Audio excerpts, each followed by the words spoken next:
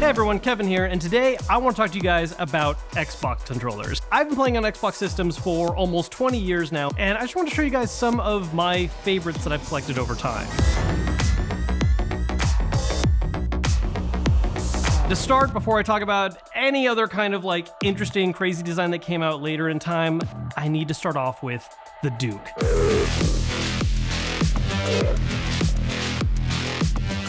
Now, you'd think that me talking about the Duke controller for how long I played on systems, this would be some kind of, oh, the nostalgia of this was my very first Xbox controller. It actually wasn't.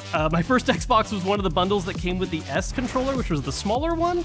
Growing up, I always heard these almost legends of how gigantic the original Xbox controller was and how it was such a big deal for its time.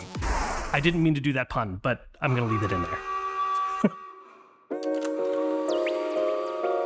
And if I'm going to talk about the original Xbox as well as Xbox One controllers, why don't we just fill in that mid-step really quick with the 360 controller? Specifically, the redone silver design they did with the adjustable D-pad. This was one of the first controllers I went out of my way to get. I'm a sucker for cool little gimmicks, and the concept with this was that all the main 360 controllers just had that circle-style D-pad, whereas this one gave you the ability to swap between, which I thought was just the coolest thing at the time. This was my main controller during the 360, and I used it non-stop until the Xbox One came out.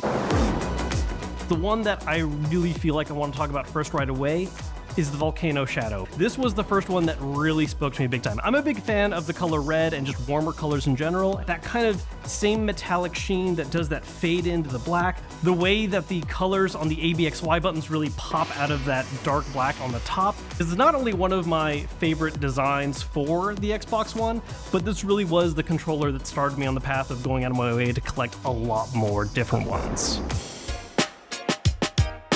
The number one that I have to talk about, what is my absolute favorite design that I've seen, is the Sea of Thieves controller.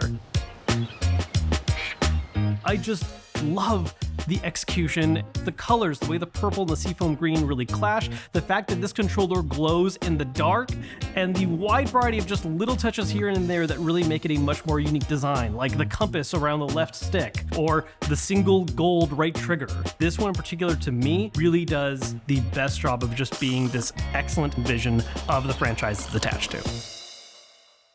Now, there's one other controller I want to talk about really quickly, and that's in this little box right here. With Xbox Design Lab on hiatus for a little while because they were prepping the store for doing Xbox Series S and X controllers, I got the chance to get early access and try it out for myself. I have not opened this box yet. It actually came in a little while ago, and I've been doing my best to not open it so I could do it here on camera and be surprised, and let's see how it turned out.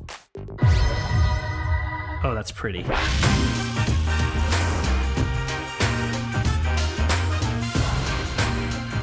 This is my Design Lab controller.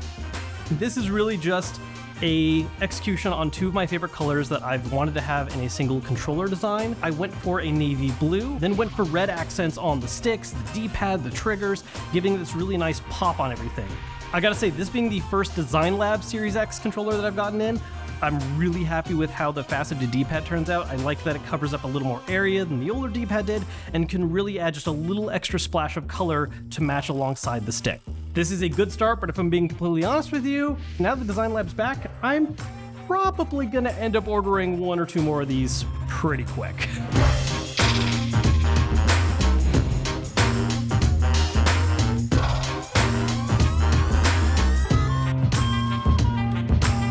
Okay, so that probably came through.